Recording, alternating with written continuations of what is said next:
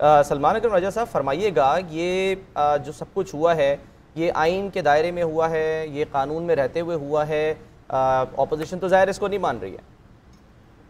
देखिए, मेरी नज़र में जो कुछ हुआ है इंतहाई अफसोसनाक हुआ है, गैर आइनी हुआ है, गैर कानूनी हुआ है। ये एक ज़ाहिर एक मनसूबा बंदी थी, स्पीकर या डिप्टी स्पीकर और हुकूमत के दरमियान के एक बयान दिया जाएगा और फौरन आनन फानन बगैर किसी बहस के, बगैर किसी को मौका दिए असेंबली जो है का सेशन खत्म कर दिया जाएगा, तहरीक अदम एतमाद को कलअदम करार दे दिया जाएगा। ये बिल्कुल गलत बात हुई है और किसी को सियासी वाबस्तगी को बिल्कुल एक तरफ रख दीजिए। जरा सी भी आइन से अगर और आइनी निज़ामी हुकूमत से किसी को वाबस्तगी है या उसके लिए कोई एहतराम है तो जो आज हुआ है इसको अफसोसनाक करार देना हमारा फर्ज है। मैं इंतहाई ये सदमे और गुस्से के आलम में हूँ कि किस तरह हमने आइन के साथ खिलवाड़ किया और इसको हम कोई बड़े उसूल की तकमील की जानिब कदम करार दे रहे हैं। ये कहना कि कोई हुकूमत साजिश कर रही थी, कोई उसकी तफ्तीश नहीं, कोई उसका फैसला नहीं, कोई उसकी गवाही नहीं, आपने एक आइनी निज़ाम को मफलूज कर दिया। तो आज जो हुआ है गलत हुआ है। अब देखना यह है कि अदालत के पास जब जाती है अपोजिशन तो अदालत क्या इसमें मुदाखलत करेगी या नहीं करेगी। आइन का आर्टिकल 69 जो है वो कहता है कि अदालतें नेशनल असेंबली या सेनेट में हुए किसी अमल को नहीं देखेंगी, लेकिन इस हवाले से उसके बाद तो उन्होंने असेंबलीज डिसॉल्व करने की भी समरी भेज दी है, जो होपफुली अब ये हो भी जाएगी एक्सेप्ट। मैं ये जानना चाहती हूँ, अगर बाद में सुप्रीम कोर्ट इस सारे मामले को गैर आइनी करार दे भी दे, ये वर्डिक्ट आ जाए, तो फिर क्या ये सारा मामला रिवर्स हो जाएगा? जी देखिए, अगर तो सुप्रीम कोर्ट ये कहती है कि तहरीक अदम एतमाद को गलत कलअदम करार दिया गया और सेशन को गलत तरीके से खत्म किया गया, तो फिर ये तसव्वुर किया जाएगा कि वजीर आजम के खिलाफ आज दिन तक अभी तक तहरीक अदम एतमाद मौजूद है। उस सूरत में वजीर आजम का इख्तियार असेंबली को डिसॉल्व करने का खत्म हो जाता है। तो अगर तो ये फैसला सुप्रीम कोर्ट की तरफ से आ जाता है अगले इलेक्शन जो अब होगा उसकी डेट से पहले, तो फिर पूरा अमल जो है वो वापस चला जाएगा वहीं जहां आज था और असेंबली का एक सेशन मुनक्किद करना होगा जिसमें तहरीक अदम एतमाद पे वोट कराना होगा। जो वजीर आजम की एडवाइस है उसको भी कलअदम करार दे दिया जाएगा। अच्छा राज साहब, अभी आपने कहा कि आर्टिकल 69 के तहत सुप्रीम कोर्ट जो असेंबली के अंदर जो प्रोसीडिंग्स है, जो भी मामलात हों, वो उसे नहीं देख सकती। इसको काइंडली एक्सप्लेन करेंगे हमारी आसानी के लिए? देखिए, यही आइन में लिखा हुआ है, आसान लफ्जों में यही बात है कि जो कुछ भी फ्लोर ऑफ द हाउस पे हो या असेंबली के अंदर हो, उस हवाले से कोई अदालत जो है मुदाखलत नहीं करेगी। लेकिन ये उसूल 800 साल से बरतानिया में भी राइज है, लेकिन वहां उनकी सुप्रीम कोर्ट ने जब ये यूरोपियन यूनियन से इखराज का मामला था तो इंटरफेयर किया। एक असेंबली का सेशन जो था वो वजीर आजम के कहने पर स्पीकर साहब ने मौखर कर दिया और वोट एक होना था, उस वोट को नहीं होने दिया। मामला सुप्रीम कोर्ट में गया, बरतानिया के सुप्रीम कोर्ट में, और उन्होंने कहा कि सरीहन बदनीयती पर मबनी ये अमल था स्पीकर का। हुक्म दिया गया कि सेशन दोबारा मुनक्किद किया जाए और जो सेशन में कार्रवाई होनी थी उस कार्रवाई को होने दिया जाए। लिहाजा ये इस्तिस्ना मौजूद है। अगर अदालत इस नतीजे पर पहुंचती है कि एक अमल सरीहन बदनीयती पर मबनी था तो अदालत मुदाखलत कर सकती है। सलमान अकरम राजा साहब, ये जो आगे का मामला है, आप ये कह रहे हैं कि वो असेंबलीज भी फिर डिसॉल्व नहीं कर सकते अगर वो मौजूद है अपनी जगह तहरीक अदम एतमाद, तो फिर आगे फिलहाल ये स्टे ऑर्डर आ जाएगा कोई, जब तक इस पे फैसला नहीं होगा? देखिए, ये तमाम मामला अदालत की सवाबदीद में है कि अदालत क्या करती है। वो इस तमाम मामले को मुंजमद करके मुकदमा सुनती है और फैसला करती है, और अगर फैसला ये आता है कि आज का अमल गैर आइनी था तो जाहिर है तमाम बात वापस वहीं आ जाएगी जहां थी।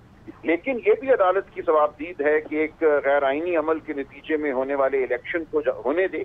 ये मामला हुआ था 1989 में जब जुनेजो असेंबली डिसॉल्व की गई थी। सुप्रीम कोर्ट ने कहा कि अगरचे ये तहलील गैर आइनी थी लेकिन इलेक्शन अब चूंकि हो रहा है तो हम उसमें मुदाखलत नहीं करते। और उस फैसले को आज दिन तक 30 साल गुजरने के बाद इंतहाई मुतनाज़ तसव्वुर किया जाता है। तो क्या आज भी वही नज़ीर कायम रहेगी, ये हम देखेंगे। राज साहब, ये फरमाइए कि अगर कोर्ट में जाता है तो ये कोई लॉन्ग प्रोट्रैक्टेड लीगल बैटल होगी या देयर एंड देन उसी दिन भी फैसला हो सकता है? देखिए, उसी दिन तो नहीं होगा, बहुत पेचीदा इसमें मामले हैं। मैं समझता हूं कि अगर सुप्रीम कोर्ट इसको सुने डे टू डे तो ये मामला हफ्ते 10 दिन 2 हफ्तों में तो हो सकता है। ठीक है। सलमान अकरम राजा साहब, एक और चीज़ भी ज़रा प्लीज़ बता दीजिएगा कि क्या इस सारी सूरत हाल में, चूँकि अपोजिशन एक बहुत हार्ड लाइन स्टांस उनका है, एक हुकूमत ने अपने जो करना था वो कर दिया, आप लोग जो हैं कॉन्स्टिट्यूशनल एक्सपर्ट वो उसे गैर आइनी कह रहे हैं, इस सारी सूरत हाल में क्या इमरजेंसी का नफाज हो सकता है मुल्क में? نہیں میرا نہیں خیال جی. دیکھیں وہ ایک اور معاملہ ہوا کرتا تھا آرٹیکل 58(2)(b) کے تحت. ایمرجنسی ہوتی ہے جہاں کوئی خارجی یا داخلی انتشار ہو, ملک کی سلامتی کو خطرہ ہو. ہمیں ایسا کوئی اس وقت معاملہ نظر نہیں آ رہا کہ ملک کی سلامتی کو کوئی خطرہ ہو. کوئی یہاں بغاوت کا سما نہیں ہے. اگر عدالت کا دروازہ کھٹکھٹایا جاتا ہے تو یہ ایک آئینی عمل ہے, اس لیے مجھے کوئی ایسی صورت نظر نہیں آتی. اور اس پہ ظاہر ہے اگر ایمرجنسی لگاتے بھی ہیں تو وہ پھر معاملہ پھر آتا تو پارلیمنٹ میں ہی ہے نا, وہ جو آئین کے تحت شاید 10 دن کے اندر کروانا ہوتا ہے دونوں ایوانوں سے, توثیق کرنی ہوتی ہے. ہاں ایگزیکٹلی. شبلی فراز صاحب نے ہمیں جوائن کر لیا ہے اور ان کی طرف چلتے ہیں. شبلی فراز صاحب, ڈپٹی اٹارنی جنرل مستعفی ہو گئے ہیں. یہ جو فیصلہ آیا ہے اس پہ قانونی رائے یہی آ رہی ہے کہ یہ سب کچھ غیر آئینی ہے, غیر قانونی ہے. تو اب آپ لوگ کہاں اسٹینڈ کرتے ہیں؟ دیکھیں پہلی بات تو یہ ہے کہ یہ فیصلہ نیشنل اسمبلی کے اسپیکر کی رولنگ کو وہ فائنل ہوتی ہے, وہ کہیں پہ چیلنج بھی نہیں ہو سکتی.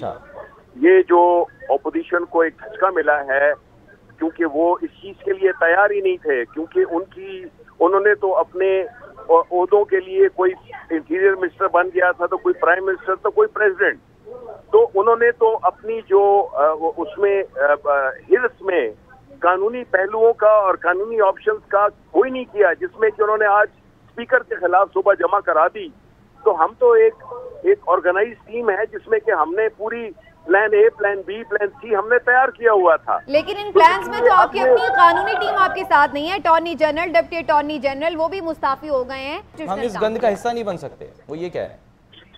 دیکھیں بات یہ ہے کہ جو فیصلہ عوام کے ریپرزنٹیٹیوز کرتے ہیں نا, یہ نہ اٹارنی جنرل کرتا ہے نہ کوئی, وہ ہماری بڑی عزت ہے ان کے لیے, ان کی اپنی سوچ ہو سکتی ہے, لیکن جو فیصلہ ایوان میں ہو جائے اس کو کوئی چیلنج نہیں کر سکتا. یہ بات آپ کو کلیئر ہونی چاہیے.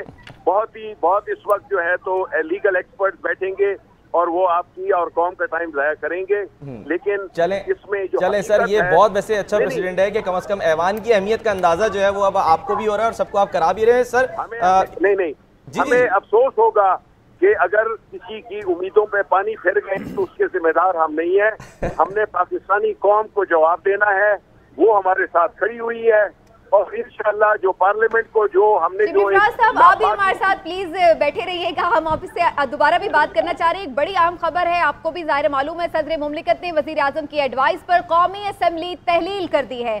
قومی اسمبلی کو تحلیل کر دیا گیا ہے. صدر مملکت نے وزیر اعظم کی ایڈوائس پر قومی اسمبلی کو تحلیل کر دیا ہے. شبلی فراز صاحب ہمارے ساتھ ہی موجود ہیں, ان سے ہم بات کریں. لیکن شبلی فراز صاحب, آپ سے یہی جاننا چاہ رہے ہیں کہ اگر پرائم منسٹر صاحب کو اسمبلی ڈیزالو کرنی تھی, آگے پرائم منسٹرشپ نہیں کرنی تھی, تو پھر عدم اعتماد ہو جانے دیتے اور اس کے بعد معاملہ چلے جاتے, ریزگنیشن دے دیتے. وہ ان کے پاس ایک آئینی طریقہ تھا ریزگنیشن کا, اس طرف نہیں گئے اور ایک ایسا معاملہ چھیڑ دیا ہے جس کی طرف ظاہر ہے کہ سب انگلیاں اٹھا رہے ہیں.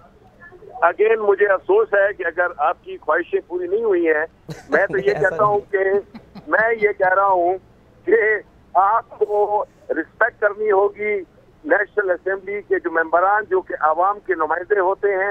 انہوں نے ایک فیصلہ دیا ہے, ان کا وہ قانون بناتے ہیں اور وہی فیصلہ کرتے ہیں کیونکہ وہ عوام کے نمائندے ہوتے ہیں. پرائم منسٹر نے جو کیا ہے انہوں نے اس سازش سے وہ بالکل شکست دے دی ہے جو کہ اپوزیشن بیرونی سازش کے ساتھ مل کے اس ملک میں ایک ایسا نظام دوبارہ لانا چاہتی تھی جس میں کہ لوٹ خسوٹ, زمینوں کی خرید و فروخت اور سازشیں. یہ جو ہے کس فورم نے یہ ڈیسائیڈ کیا تھا کہ یہ سازش ہے؟ کس فورم نے اس بات میں ججمنٹ دی تھی؟ یہ تو عوام نے فیصلہ کیا تھا.